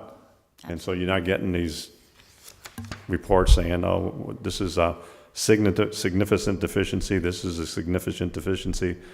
It's like, it's almost like you're being graded, you are being graded. You are by being somebody graded. outside. Yeah, but it's You're telling dealing you with people's- what's working and what's not working. Yeah, and you're And dealing it's with giving you people's the money. opportunity. Right, and over the years, we've had several issues with funding and problems and people leaving, and maybe that's part of it too. People staying for a while and then leaving, and It is. somebody else coming in, and that's part of it too. But thank you for your being upfront and for being, we're all in this together. We all, we got to think of Agreed. who we work for, which is the people out there, the taxpayers, and that's the key. And the better we do, the better things, get along. So, thank you. You're welcome. Counselor Bartley. Thank you. There's a guy I used to work with there, he had a sign on his desk that said, an auditor's job is to bayonet the dead after the battle's over. Now, that's one way to look at it, but when you read an audit report like this, I don't think there's anything to laugh about. I realize it's a fiscal year ending 17. I see 13 separate audit results. I see 4 that were material weakness. They define material weakness in the management letter. Material weakness is just something that, I've tried, a material weakness is a deficiency such that there is a reasonable possibility that a material misstatement in the entity's financial statements will not be prevented. And there aren't too many audit reports, I'm going to suggest, that come across the board where there's material misstatements. But in that world, there is, I'm not sure if there's a worse result than a material misstatement. And we have 4 material weaknesses. Now, you heard the mayor earlier on even the smallest of points that I raised relative to a timesheet. I'm not about to change that. Well, that's not your call. In his mind, that is his call. But that's why you heard the ordinance chair say, is there something you want to suggest? Is there something you want us to put into ordinance that you think something is, if a timesheet is micromanaging, then what world are we living in? We're in the public sector, and a timesheet is a basic tenet saying, I, the employee, put in these hours between X and Y, that I, the supervisor, agree that those were put in. And then, God forbid, if it's found out that that employee did not do what he or she signed under oath that she said she did, or he did. And yet we have a chief executive saying, I don't think we need timesheets. I'm not about to do, what? That conversation tonight wasn't the appropriate venue for me to say that, and we're not there. But if anybody didn't hear what the mayor said, then I'm going to emphasize it. That's an outrageous statement. We do timesheets. Yes, and it really, and if there is an internal control manual, or if it's a catch-as-catch-can internal control, well, we got policy and procedures here and there. Everybody kind of knows where they are, but nobody knows what they're saying. that doesn't cut it. I'm not asking you to spend, a quarter of your hours writing policy and procedures, but there's got to be some basic things that you can do that if we can't get the manager of the city to go along with it, to sign off on it, then we'll bring it to ordinance and we'll put it in law if we have to do that. I mean, I have no tolerance for people. I mean, no matter how meritorious an employee is, and find that the employee in question has done a great job, and I said it in my opening remarks. Very happy to work with that employee, but my goodness, to say something as simple as a timesheet is micromanaging, I just think that shows a lack of professionalism and seriousness, frankly. And I'm hopeful that we can overcome some of these things. The audit itself, with that many material weaknesses, are over a quarter, nearly a third of the audit results are material weaknesses. But we don't have a news media that covers Holyoke anymore, other than a part-time basis. But 1/3 of those audit results are basically is a material weakness, and I just read its definition, that the material weakness gives us no hope, or very little hope, and that it could lead to what's called a material misstatement. That is just a very serious comment, and it should not be glossed over in any way, shape, or form. Now, when Melanson Heath comes in here, they'll give us really the lowdown on some of these. So I don't think I don't think we should have the end result here tonight. But as the auditor, and I'm so grateful that you're in the position and we don't have an acting auditor anymore. I think that we can do ourselves a favor by relying on some of the past experience that we had, and I'm hopeful that one day will come before us. So instead of transferring $2,600 out of the auditor's budget and putting it into no matter how meritorious it is, and no matter how much spin they want to put on it, they're pulling one person out of a bargaining unit. I'd love to see that in any other. I'd love to see that in the police department or the fire department or the public works. Pull one person out of the bargaining unit and give them a raise. Total nonsense. Total nonsense. And yet, we did it. We're going to go ahead with it. I'm going to vote for it tomorrow night. I know I am. But it shouldn't even be before us. Agreed. And yet, this is what's happening. Because these are the controls we have. There are no controls. When we could, that just never ever happens. I mean, the supervisor, president, head super, well, he did a great job and it could happen again, and it says it within that contract. Nonsense. But here we are. So the hope is that we can tighten up these controls, make the city run more efficiently. We, the city council, should certainly not be in the micromanaging business. I agree with that part. The mayor should be in the management business, and department heads that are unsupervised need to get on point and get their act together, basically. And if that won't come from the chief executive, then it's got to come from our appointee, who's got to put together something that's going to help us emphasize the point. I just hope that this doesn't fall on deaf ears with the city councilors that are here. I hope there's something that we can, again, just work to improve upon it. I think overall we're doing pretty well. I think we just heard from other department heads saying we're doing well in other areas. This is an area that just needs improvement. And so I'll finish my point. We just took $2,600 out of your budget, moved it to a completely unrelated department, and yet we have potential to have somebody maybe come in as a consultant. We could have funds in your budget to maybe pay that person as a consultant who's got vast experience in your office. Maybe that might have been a better use for your funds. But that proposal's got to be put before us. You can't do it, but you can suggest it to the mayor. Or otherwise, you can go to loggerheads with mayor and say, we won't, I mean, let this be the last time that this happens, where we're taking money that we voted for in your budget, and now we're removing it for a completely separate budget for a pay raise. And by the way, we did hear from the chief executive, oh, well, we wanted to use stabilization for police cars. Now, a $13.5 million budget, our biggest department, they can't figure out where to find police cars in their own budget. But what the mayor forgot to say was he wanted to use stabilization for salary raises. And we know darn well he tried to do it, and we stopped it here. But he didn't mention that tonight. Now, a lot of people in this room may have voted for it, considered it, but we stopped it.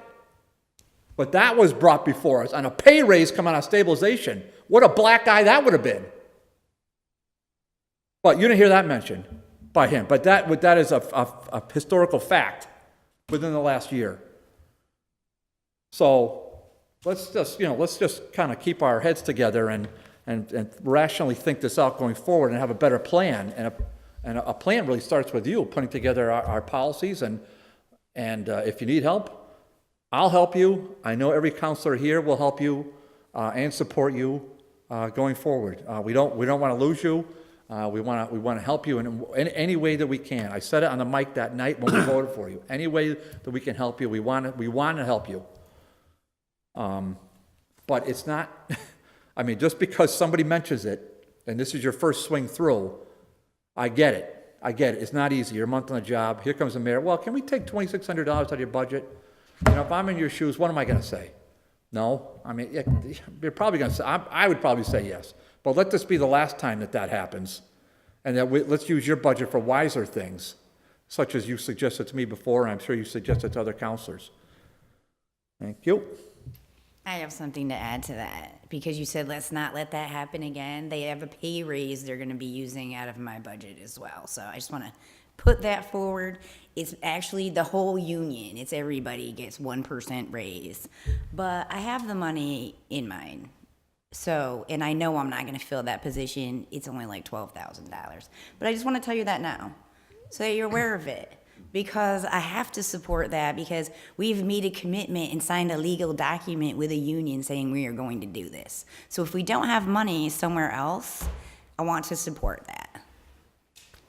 You'll be seeing that Tanya, we appreciate that. at the next meeting, probably. We don't adopt the contract. We're not allowed to negotiate a contract, but we have two fundamental roles.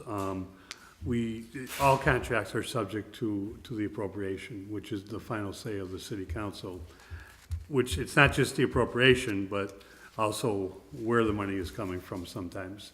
As Councilor Bartley pointed out, the stabilization was not a popular proposal for a contract. I would agree with that. Yeah, but that's our role. So we do get to understand MOUs and contracts, because sometimes they have an immediate impact on the budget. Sometimes it's a future impact. And we just, for budget purposes and finance controls, we need to keep in touch with that. Councilor Sullivan, then Councilor Reagan. Yeah, just to echo Councilor Bartley's sentiments here, I'd like to keep this open. I'd like to have the auditor back with Melanson Heath so we can get into more detail on this. Just to read one line from here, and like I said, this is the first time seeing this tonight, but in addition, budgeted expenditure amounts per the general ledger were approximately $150,000 higher than the approved amount voted by the city council. Money's going out at a higher amount than approved by this council. That's just wrong. I actually have to say that they're just completing the 2018 audit, so it's actually a really good time to bring them in, because they're going to be able to tell you, now this has happened in 2006. Now I haven't seen any preliminary anything, but then you can say, okay, this has happened in 2016, 2017, and 2018. It's time for people to pull it together, start, creating processes that support our laws and our ordinances. I think Councilor Sullivan, if I can butt in, Mike, is making a good point on something that we've learned over the last couple of years. And I can't say we've always been, I don't want to say suspicious, but understanding that there is revenue sources out there that are not part of the direct revenue that we see on what we call the cherry sheet. And it's both the charter fund we learned a lot about over the last 2 to 3 years. I don't want to say lack of control, but a lack of transparency of a lot of grants that come into certain departments. Even though we're supposed to approve them, you don't see it as part of the budget. And there's things that are used, and I've said it, and your predecessors, you know, scratched their heads trying to figure it out or trying to control it, is we have way too many revolving funds. I think each of them are well-intended, but we shoot ourselves in the foot when we do a revolving fund, because that revenue is not counted towards the general budget, towards what we're trying to do Right. in terms, you know, although it's used in the general budget, it doesn't show a balanced budget or more balanced budget than what we try to offset with the cherry sheet itself. Right. You just got to monitor them all the time. Well, just to throw one more quick example why we need to, Please. unable to determine which employees were paid from the grant. Right. No, And that This is scary. that's a To me, this is control. scary stuff. That's Yeah. a control, and I can say, what I have seen is that now they're doing invoices to grant funding with people's hours and responsibilities, where they've worked in, you know, for different grants. So because they're doing that and they're invoicing, it's a tracking process. So I know that they're working on it. I also know that some people's payroll directly are charged to the grants. So there's steps that are being taken that I've seen. So I was like, oh, okay, they're working on that. But that's why I can't wait to see 2018, because is that working appropriately? You know, you know what I mean? Are they finding that this information is correct? Because they will check. But I hear you.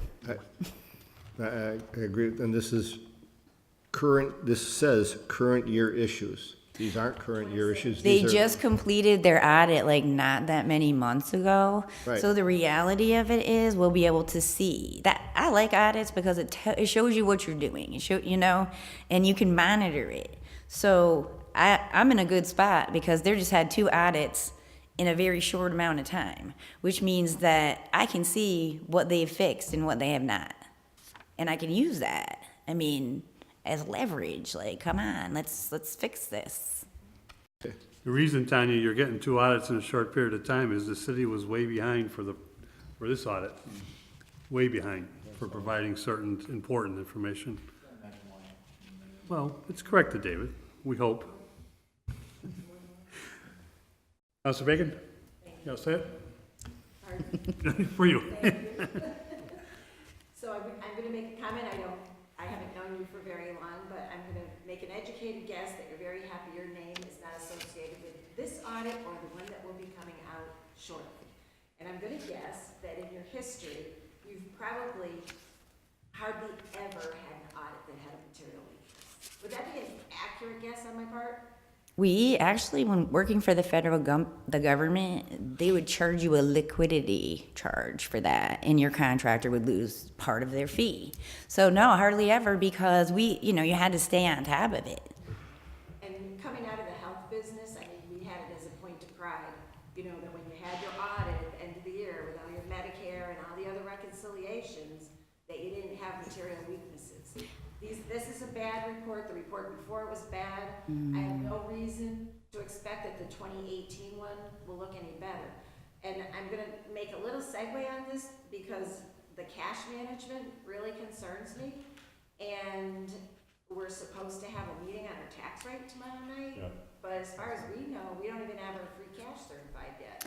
We do not have our free cash certified yet, and Melanson and Heath is working on that. We had some issues we had to clear up with the Department of Revenue about the late tax invoices, because what we wanted to do was, take whatever percentage that we needed from, the late tax revenue and be able to put that towards last year.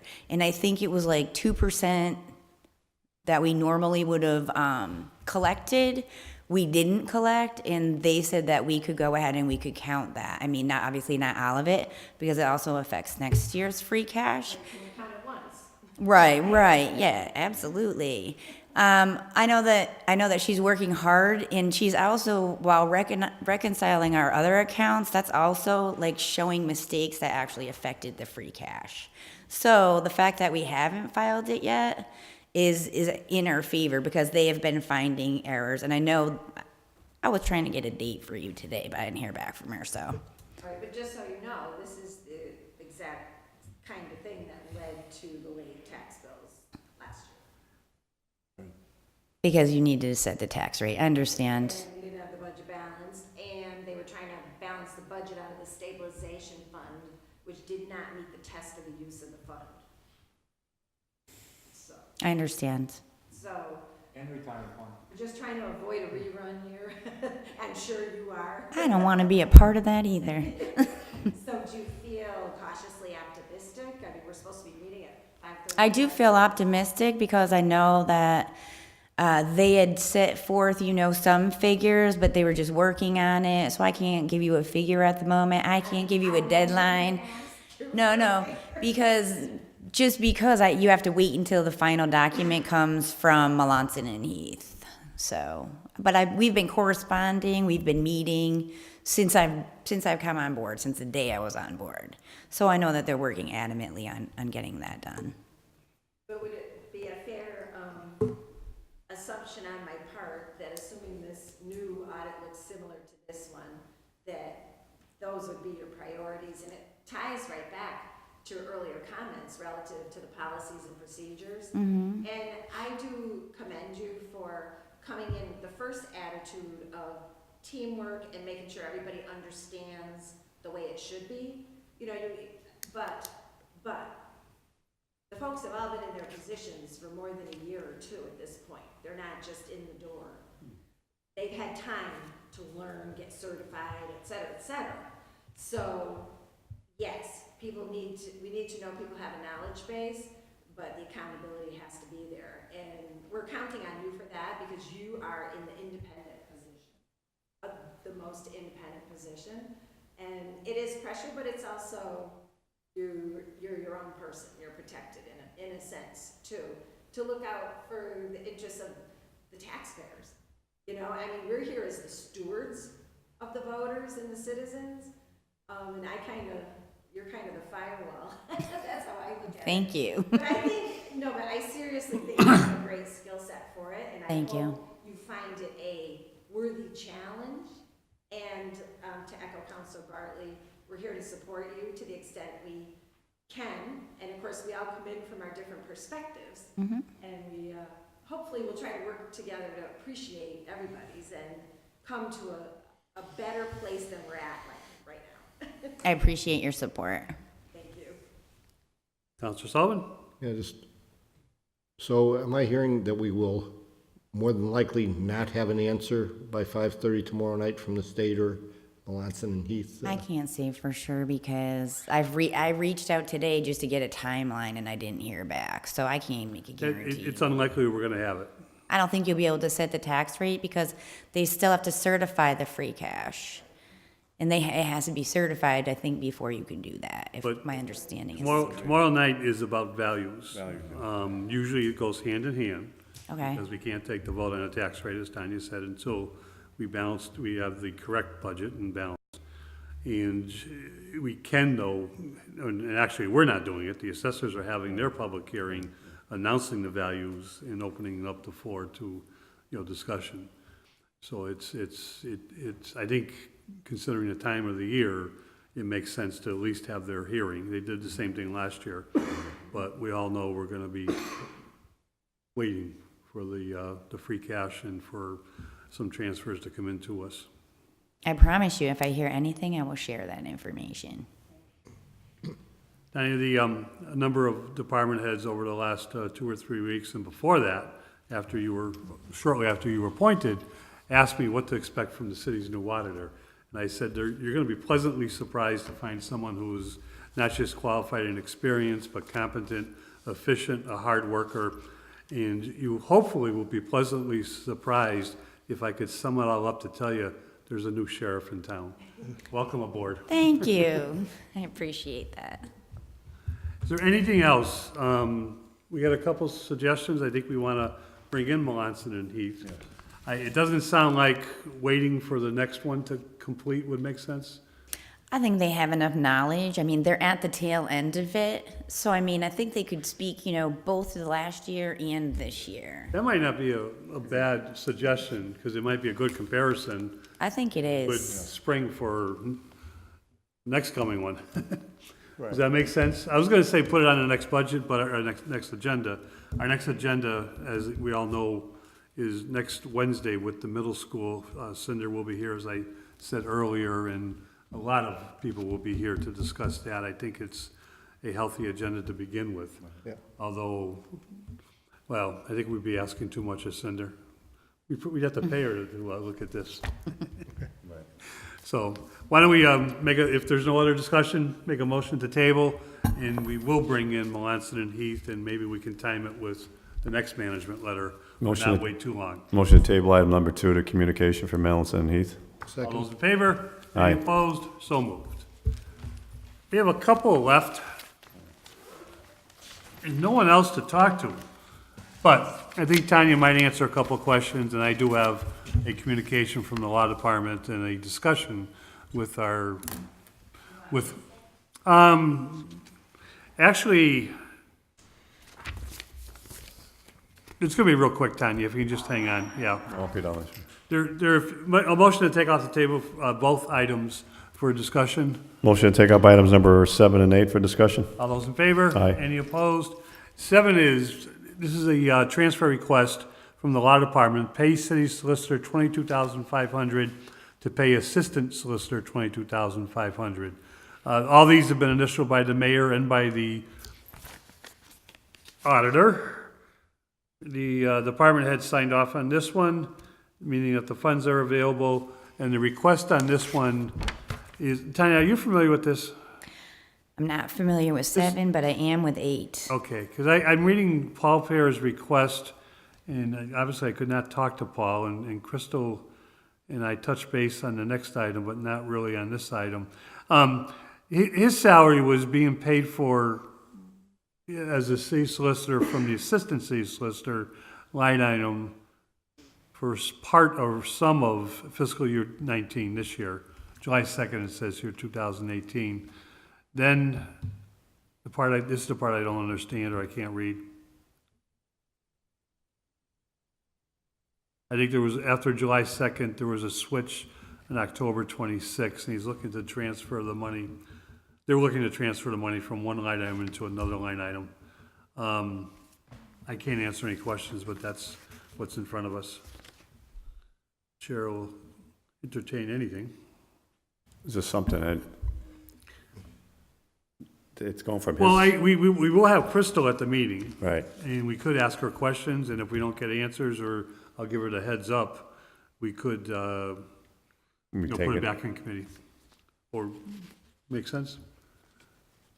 Should we pass it? So to- motion to report out of committee to adopt upon hearing a report From from our the- assistant city solicitor, Crystal. All those in favor? Aye. Any opposed? So moved. And the final one is a transfer request. This is the same department, 2 line items it's coming from. Pay solicitor $1,600, pay principal clerk $21,863.80, going into a paralegal line item, $23,463.80. Motion to take off the table for discussion. I'll move. All those in favor? Aye. Any opposed? So moved. This is a current position, law clerk, who they're looking to elevate into paralegal, based on the work that the law clerk is doing as a law clerk, but is really gone above and beyond the call of duty and does the job of a paralegal. They feel confident that this individual is not just both qualified for what the position of paralegal calls for, but it's a needed position as opposed to the, just doing the law clerk's jobs themselves. I did talk to Crystal. She apologizes for not being able to be here. Crystal is the assistant city solicitor, currently our assigned city solicitor, and we're waiting to hear what the next move is in terms of replacing Paul Pear. But this position, Crystal did encourage us to adopt it. I can answer some questions. I don't know if Tanya can answer a couple of questions, but that's what's before us. Paralegal is part of the budget. It is part of the ordinance, within our ordinances. Paralegal has not been funded for some years now within the department. This is not unusual. We've bounced back and forth in these positions depending on the qualifications of the individuals that take these jobs. Any discussion? No. Councilman Tom? Yeah, if you can answer the question, okay, so this is basically taking something that was a law clerk and increasing it to making them a paralegal? Yes, I was under the impression actually that maybe they received some kind of a paralegal certificate, or I don't know what paralegal's education is, but I was under the impression that they received something that they wanted to pay them, the paralegal versus the clerk.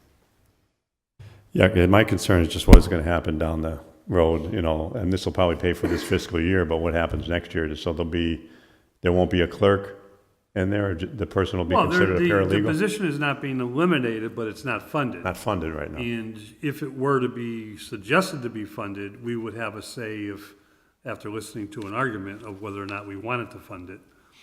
But currently, it would not be funded. It's one person going from one title, To another. Another. responsibility, into the second title. Okay. Both titles are legit. It's been a long time where we funded both titles at the same time. Councilor Bacon? So is this taking all the money out of the clerk line, so then the clerk line is not funded at all? That is correct. Looks like The it. way it's written here, I don't have my budget in front of me, but And is there documentation to support a change in position? I mean, this is basically what we just did with the conservation director. it's very similar, right along the same lines. So I think we should have at least the same kind of documentation or testimony from the department head Agreed. to support it, is my point.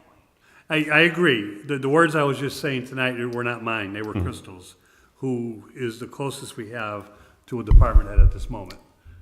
I'm not saying we have to do this evening, I'm just saying, I'm not saying we should or shouldn't do it. I'm Right. just saying I think we should have a basis. more than what I can say this evening. I'm agreeing with you. A She did- process. A process, I said. Consistent. Absolutely.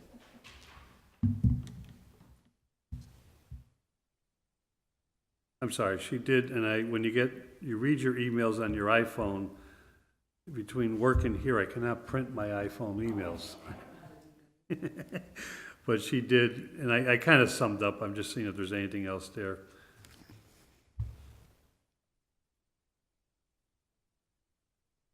I can tell you, this is Sarah, and there's no secrecy about who we're talking about, or should there be a secrecy. She's been with the department since June of 2016 as a principal law clerk. She has been an asset to our team, and she is, I also can't read when it's so small, continues to prove her worth on a daily basis. She has a solid foundation to our office and serves as an invaluable support.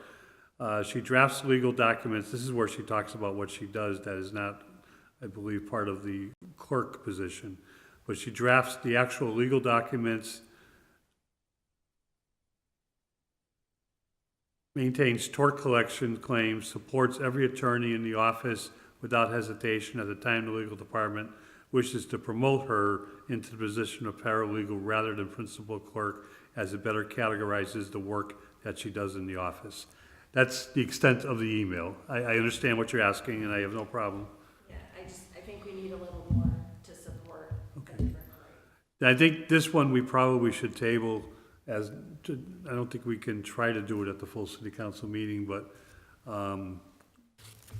maybe I'll sneak it in for the 28th and get it out for the next meeting if we want. Yeah. Okay? So Make a motion is to table? Table item number 8. All those in favor? Aye. Any opposed? So moved. Before we adjourn, just real quick, the 28th, 5:30, okay? Tanya, 5:30, but you'll be getting an email. We got a cast of individuals coming in. The orders will be the orders that some came in at our last city council meeting pertaining to middle schools funding. The only department head I have to catch up to, Ryan, remind me, and if you could do it, is the assessors. And we will send out emails and everything and be prepared to have a good conversation on trying to get everybody aboard with the funding. I made an executive decision. I did not know the mayor is gonna be out of town, and that is a slip. I've been talking with Alex today at length. He's gonna send someone. He wants to be here. This is close to him too. But I said, I think this will be an important discussion, but obviously it can be nothing but an initial discussion until the mayor puts something in front of us, which is down the road because the design phase and study phase is not complete yet. So even we have to wait for numbers and things before we get anything from the mayor. But we certainly should have the discussion in terms of options that are out there. Councilor Sullivan. Yeah, and to that point, it is a tight time frame also. I don't have the schedule right in front of me, but I think we have to have a decision somewhere around April as to how we're gonna go ahead with funding this thing, or if it's gonna go on a ballot, Yeah, right. or the whole thing will just die on the vine. So, it's vital. Yep. Yeah. Councilor Bacon? Anything else? Motion to adjourn? Motion to adjourn. To our new sheriff, thank you for joining us. Thanks. All those in favor? Aye. Any opposed? So moved. We stand adjourned.